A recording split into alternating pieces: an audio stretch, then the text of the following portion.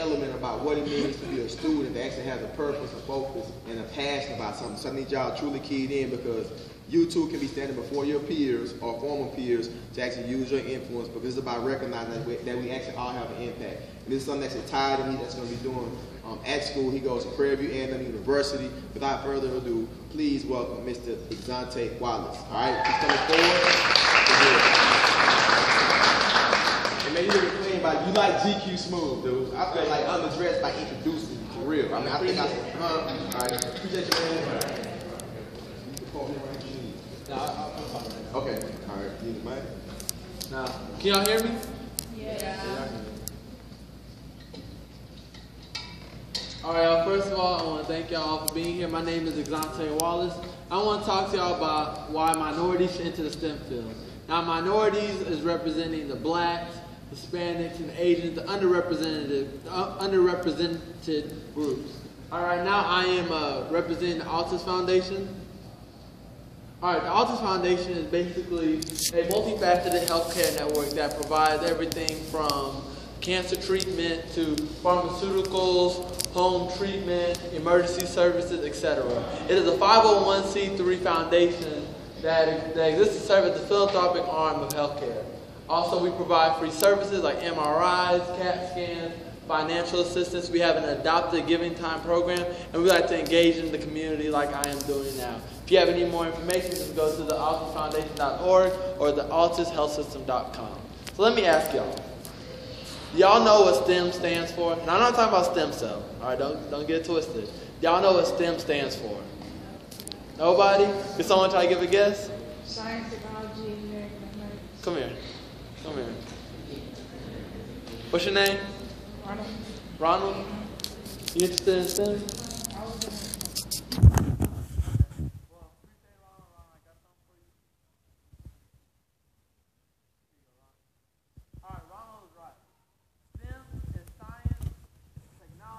Engineering, mathematics. Now, STEM is not an actual job. STEM is an array of jobs. So we got doctors, engineers, technicians, physicists. We have all these people that are encompassed in one area. All right, so let me tell you some of the benefits of being in a STEM job. Oh, wait, let me tell you about my background first. First, I'm a college student currently at Prairie View A&M University, and I'm technically a sophomore at this moment. Now, I'm going to the civil engineering field. Now, I got introduced to STEM when I was real young. I didn't even know I was introduced to STEM, but like a lot of people, you don't know what it is until you find out about it. So basically, when I was young, about elementary school, y'all know what Minecraft is? Y'all know that little building game where you build blocks? All right. So there was this little thing called widgets, right? That was back then. Y'all might be a little too young for it, but there was this thing called widgets. And basically what we did was we took these contraptions and we just made like silly experiments, and people would vote on whether they like it or not. Well, I ended up making this widget that ended up becoming like the most viewed widget in the world. And so at this point, I was like, you know, I want to be an engineer. I didn't know what an engineer was. I was like, I want to be an engineer because I wanted to build and create. So let me tell y'all about some of the benefits of being in the STEM field. All right, so let me ask y'all, who here likes money? Y'all like money? All right, I like money, all right, because you can get nice suits. You know, you can get nice cars, you can get a nice house, you can support your family. Well, right now, as of today, statistically, a STEM field job on average at a starting salary is $66,000 compared to a non-STEM job, which is $52,000. Now, for y'all that like math, that's a $14,000 difference. Now, if you do that over a 3-year process, that's already that's $14,000, $28,000, that's $42,000 difference in 3 years. Not even to mention that almost every STEM field job has the opportunity for advancement, from going from lower level to higher level and getting more power. So that from that point, you're getting even more money. So that's one of the biggest things. Salary, if you want the type of lifestyle, you know, STEM is something for you. Also, STEM is a very innovative and creative opportunity for you. Now, me as a civil engineer, what I do is I create and I design buildings. Okay, I construct it, I do the structure, make sure everything's firm and sound. Now, y'all know, especially in this church, not all buildings are the same, right? Buildings are created differently. So that means every time I get a new building, I have a new challenge. So it's not like you're just sitting there, writing down the same thing over and over again, pressing the same button. You actually get the opportunity to take on new challenges every day, which keeps your mind going. Let me tell y'all. All right, let me ask y'all. Who has Apples? Who does iPhones? Right now, if you have an iPhone. Okay, who's Android? All right. Let me have one person with an iPhone come up here. Anyone with an iPhone? Come on, I'm looking at you. Come up here. Come on, Dee. I met you earlier. And let me have someone who has an Android come up here. Okay, well, dang. I don't think that's yours. Oh, okay. All right, let me ask you. All right, do you think Apple is better than Android? No. Yes. Why? Because, you can have bug fixes and better apps.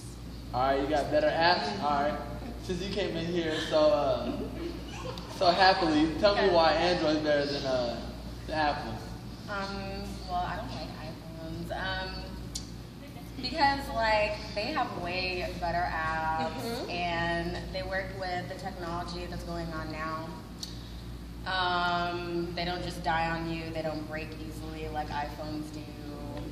Okay. Yeah. Okay. So right now we got one side for Apple, one side for Android. Right now they both have their different opinions, but really, one thing in common with both of them is that someone wasn't a STEM major to even invent this technology that there would never be an Apple or Android in the first place. Thank y'all. Y'all can say that. All right, so I just want to see with STEM jobs, you get to work with new technology. Now, they said that technology nowadays goes twice the rate every year. So right now, y'all see all these new cool phones, all these video games, PS3 or PS4, Xboxes. Think about what's going to happen in 5 years from now. We're talking about holograms. We're talking about lighting processes that y'all never seen before. Just think about how the world's going to be changed in 10 years from now. And y'all have the opportunity to actually be into that and actually be some of the minds that can actually create some of this stuff. A lot of things, they start from one thing, they innovate to another thing. But let me tell y'all something about STEM. All right, go. Even though there's all these great things going with, all these great things going with the STEM field, here's one thing about minorities. All right, minorities are not getting to the STEM field. All right, can you go back one for me? Thank you. All right, 42% of African Americans are not getting to the STEM field. That's literally half of y'all standing up saying that I want to be in the STEM field and then not making it. All right, let me ask one of y'all, why do y'all think that a lot of minorities drop out of the STEM field? All right, they don't like the challenge. Okay, anything else? It's difficult. What else? Lack of financial aid. Lack of financial aid. What else? Okay, well let me tell y'all. Oh, come here.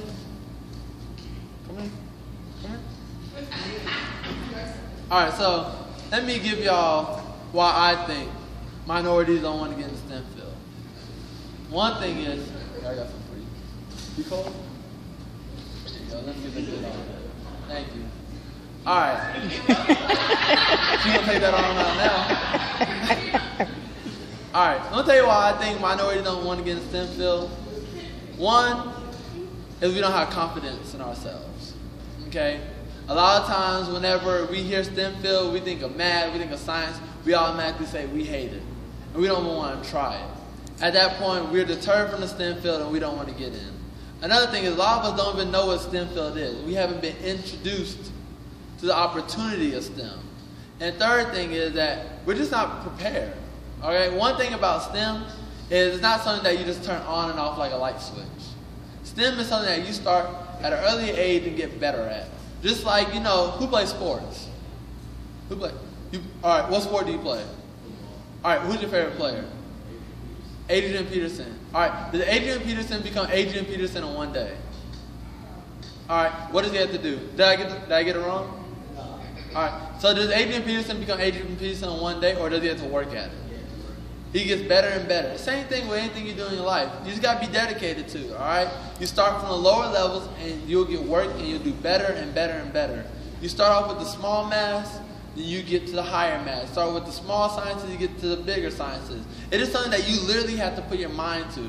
Mental dedication. Also, 7.5% of white students will take AP Calculus, while 3.4% of black students will. That is probably, out of this whole crowd, that's probably about 2 people will take it. Now, one thing important about, if y'all know AP dual credit K level, one thing about it is a lot of us are scared to take it.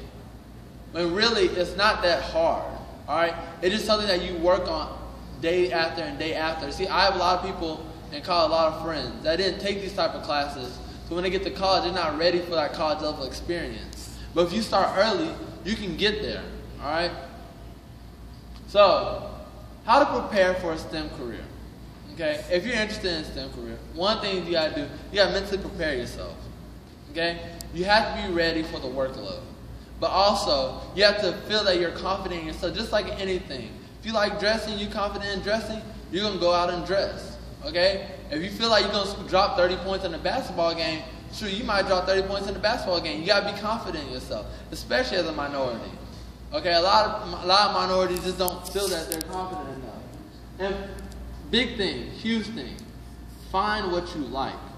All right, there are hundreds and hundreds of STEM fields out there. Okay, I like building buildings, so I went out and I researched civil engineering, and that's why I got into the field. You know, maybe if you like animals, you know, go into the veterinary services. If you like athletic training, go to a physician. There's a lot of things out there for you, but when I went to college, I was a mechanical engineer. Now, if you would have asked me back in college why I was a mechanical engineer, I would have said because I like to build things and I want to innovate. Just the typical interviewing stuff that you would say to a company. But really, when I really dug deep down and tried to figure out what I like, I found out that I like, you know, building buildings. That's why I got into civil engineering. And I'm telling you right now, if you find what you like, it doesn't become a job anymore.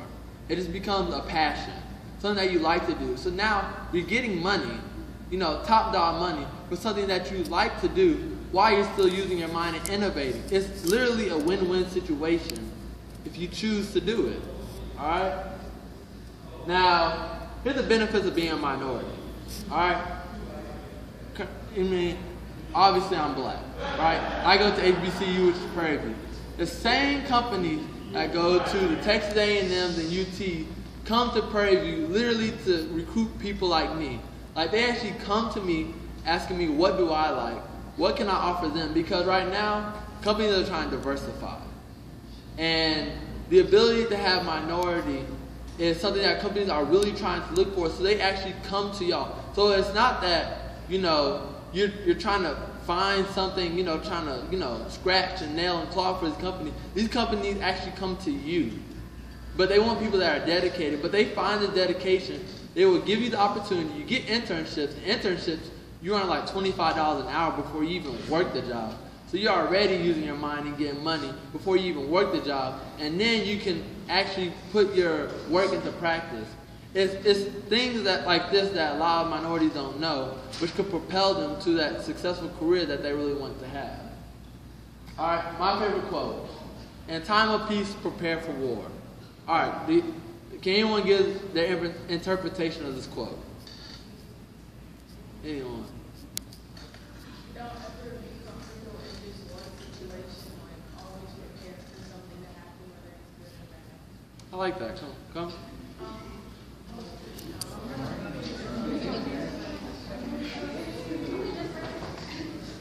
I like that answer. Thank you. Wait, I'm looking at the books today. Thank you.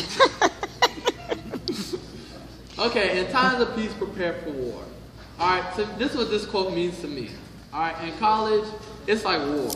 All right, all these people competing for these spots that these companies try to offer. I mean, GPA, all that stuff really counts in college. So that's like wartime to me. To me, high school and everything before that's kind of like peacetime. All right, you're preparing yourself to get there. So if you know that you're about to go into war in college, you got to prepare yourself mentally. So by the time you're in this war, you're not just, you know, just running around aimlessly trying to find something. You got to start now. All right, and that's why I say prepare for yourself during peacetime. Okay? And lastly, I just want to say, if y'all do decide y'all want to go into STEM, what type of impact do you want to have? Do you want to innovate something? Do you want to build something? See, because my dream is that one day I want to create a building that's named after me. You know, got a nice poster, you know, Xante standing like this. I want generations after I die, that my grandkids get to see what their great-great-grandfather did. And all this starts now, all right? Y'all all been blessed with the opportunity, if you believe in yourselves, to go into the field that y'all want. But y'all have to believe in yourself. And at this moment is when your legacy really begins. All right, I want to thank y'all for listening. I'm Xante Wallace, and I represent Altus Foundation. Also, I have a survey. Can y'all just do a quick 1-minute survey for me after I'm done? And 2, I have a handout sheet. So when y'all leave Bible study, y'all can pretty much get my whole presentation in a nutshell and take it back home. Just in case you are interested, if you want to go over some of the things I said or went over. But thank y'all for listening.